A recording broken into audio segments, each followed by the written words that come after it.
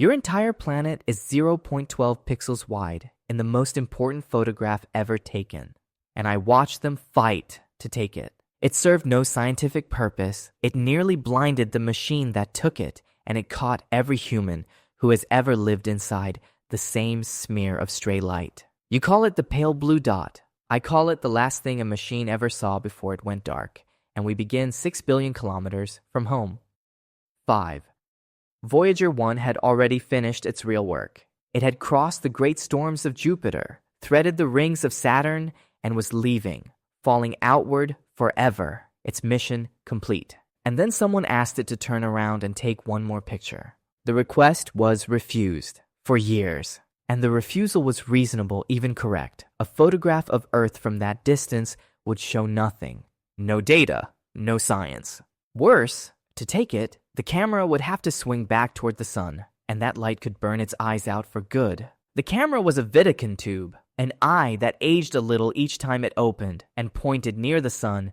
It could go dark for good. To the people who tended it, that eye was worth more than any feeling about a speck. There was no reason to risk a working instrument on a picture of a dot. So a man begged. He argued that a species ought to look at itself once from far enough away to lose the borders. The engineers were not convinced. The accountants were less convinced than that. He waited until every serious task was done, until the mission had nothing left to lose.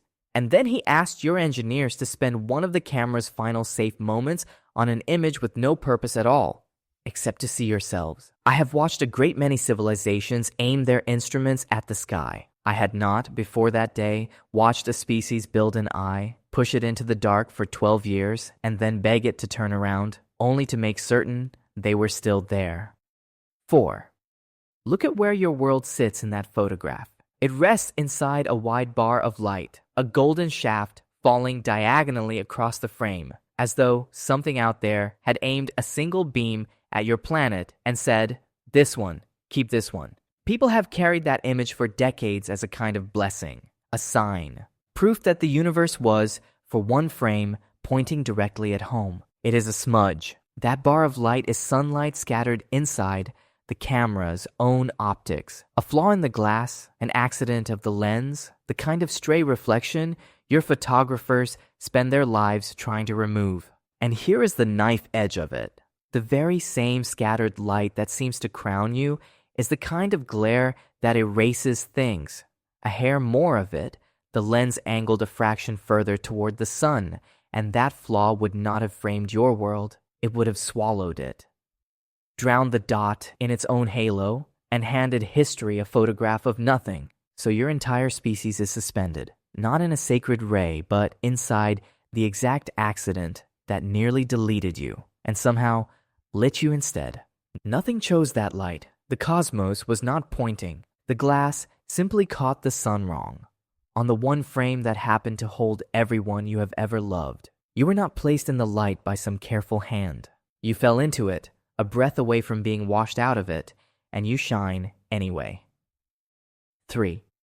The light in that picture was already old. At 6 billion kilometers, the sunlight bouncing off your world needed more than 5 hours to cross the distance back to the camera. So when Voyager finally caught the Earth, it was not catching the Earth that existed. It caught the Earth of 5.5 hours earlier, a world where, in the time it took their own reflection to arrive, people had already eaten and argued and slept, where children had been born and others had quietly died. All of it finished before the shutter ever closed. Somewhere in that gap, a child took a first breath and someone old took a last one. A quarrel ended. A letter was finally sent. None of it visible, all of it already true, and the camera held none of it and all of it at once. You took a portrait of a place that had already left the room. Most species would call that a failed photograph. You framed it and hung it on the wall and wept in front of it. I have watched your kind reach for faraway things for a long time. Most never noticed the delay. You noticed, you measured it, and named the lag history, and learned to love the fact that your whole sky is a museum of things that already happened. That took you longer than you think. I am still quietly impressed you arrived at all. 2. Voyager took 60 frames that afternoon, a family portrait of the entire solar system, every planet it could still reach, gathered into one last sweep across the dark. It reached for every world it could still see: Jupiter, Saturn, Uranus, Neptune, a faint Venus, and your Earth. Mercury was lost in the sun's glare. Mars gave back nothing the lens could hold. So the family portrait of your home came back missing half its family, a scatter of faint points in a great deal of black. And even there, in its own picture, your world was the hardest one to find. And then your engineers did something those cameras were never built to survive. They turned the eyes off, for good. To save power for the long, cold crossing into interstellar space, the command went out to shut the cameras down forever.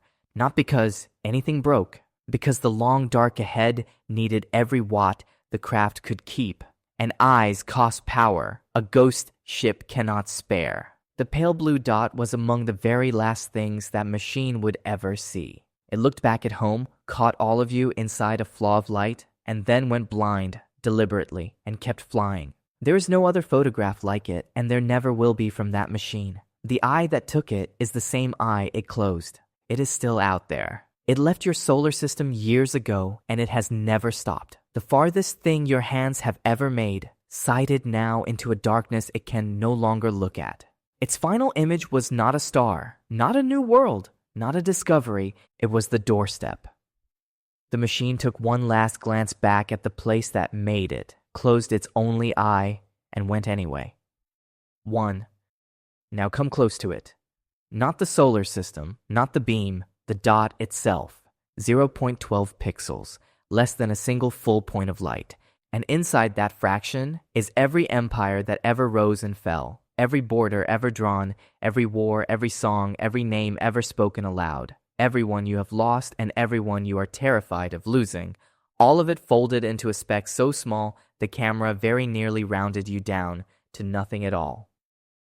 I will tell you something I have rarely said. I once crossed the universe with no light left in it, no stars, no fire, nothing bright enough to fall on a single world and show it to anyone, and no one left to do the looking.